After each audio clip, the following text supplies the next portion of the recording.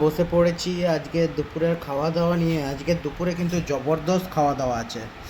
মা যা আজ বানিয়েছে না, একদম মন্ডলের দোকানের দেশি খাসি, একদম লাল লাল ঝালঝাল করে।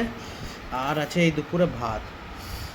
হুম, একটু ঝোল নেওয়া যাক। হুম, থকথকে এই চর্বি,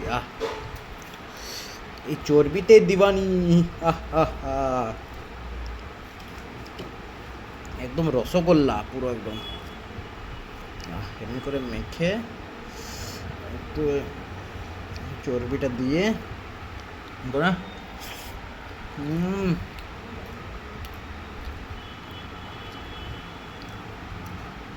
অসাধারণ। মটনটা কি আছে, দেখুন মটন। Pinkish mutton. অসাধারণ অসাধারণ। হুম, হুম, খাওয়াটা পুরো একদম জমে গেল।